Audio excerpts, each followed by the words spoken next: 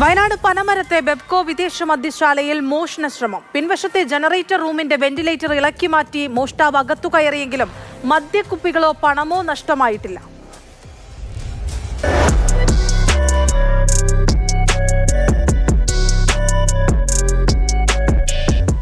തിങ്കളാഴ്ച രാവിലെ ബെബ്കോ ഔട്ട്ലെറ്റ് തുറക്കാനെത്തിയ ജീവനക്കാരാണ് സ്ഥാപനത്തിൽ മോഷണ ശ്രമം നടന്നതായി കണ്ടെത്തിയത്.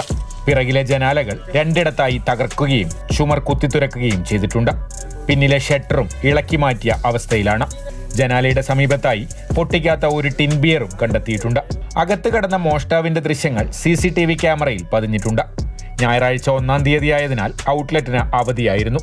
അന്ന് പുലർച്ചെയാണ് മോഷ്ടാക്കൾ എത്തിയത്. മാനേജറുടെ പരാതിയിൽ പോലീസ് അന്വേഷണം തുടങ്ങിയിട്ടുണ്ട്. രാവിലെ ഷോപ്പ് തുറന്നപ്പോഴാണ് ബാക്കിലെ ഷട്ടറും പൊളിച്ചതായി കാണുന്നത്. അതൊന്ന് പരിശോധിച്ചപ്പോൾ ബാക്കിലെ ഒരു ജനറേറ്ററിൻ്റെ ഒരു ഗ്രില്ലുണ്ട്, അതിൽ കൂടെ പൊളിച്ചിട്ടാണ് കള്ളൻ ഉള്ളിലേക്ക് കയറിയത്. ഒന്നിൽ കൂടുതൽ ആളുകൾ ചേർന്നാണ് മോഷണ ശ്രമം നടത്തിയതെന്നാണ് പ്രാഥമിക നിഗമനം. മുൻപ് 2 തവണ ഈ ഔട്ട്ലെറ്റിൽ മോഷണം നടന്നിട്ടുണ്ട്. ഒരാളെ മാസങ്ങൾക്ക് മുൻപ് പനമരം പോലീസ് പിടികൂടുകയും ചെയ്തിരുന്നു. ബെബ്കോയുടെ ഓഡിറ്റ് സംഘം സ്ഥലത്തെത്തി വിശദമായ പരിശോധന നടത്തി. മദ്യക്കുപ്പികൾ സൂക്ഷിച്ച പെട്ടികൾ പൊട്ടിച്ചിട്ടുണ്ടെങ്കിലും കുപ്പികൾ നഷ്ടപ്പെട്ടതായി കണ്ടെത്തിയിട്ടില്ല. ഔട്ട്ലെറ്റിലെ പണം സൂക്ഷിക്കുന്ന ലോക്കർ പൊട്ടിക്കാൻ മോഷ്ടാവ് നടത്തിയ ശ്രമവും വിജയിച്ചില്ല.